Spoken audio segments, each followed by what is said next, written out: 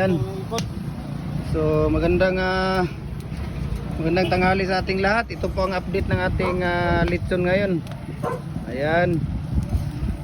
So malapit nang dahil mahangin. Ayan medyo na yung lechon natin dahil mahangin.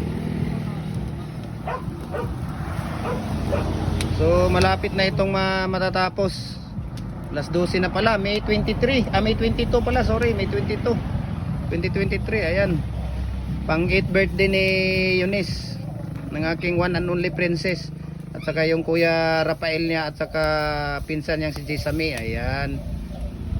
So iba na naman ang driver natin, no? Tingnan natin yung driver natin, yung ship cook natin. Saan punta mo?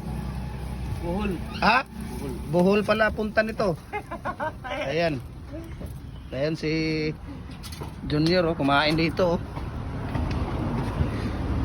Food tripping to eh.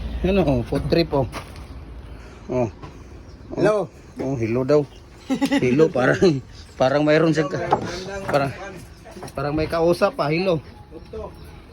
Tingnan natin dito si Papa sa niya, sa adobo at tinola niyang manok. Ano na nangyari dito? Ayan, update tayo dito. Iba talaga ang Siamo. Ayan. So dito na lahat. Ayan puro karne. Ang maganda dito dahil native chicken. Ayan.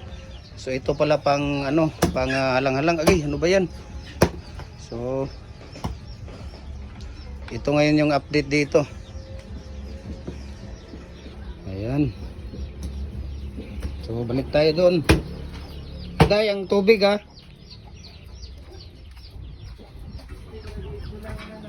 So balik tayo dito guys. Balik tayo dito sa natin. Ayan, Junior panay ang kinakamay na yung kaldero Grabe Ako na sa kubain din sa Junior. ulit lang. Ayan. So dito tayo. Ayun si Jupri, siya pala ngayon ang taga kahoy. Tagalagay ng kahoy. Ayan.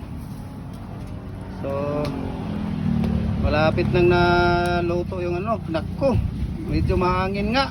Dapat pinapalayo dahil mahangin mahangin eh. Dapat medyo malayo lang siya. Ayan. So see you tonight.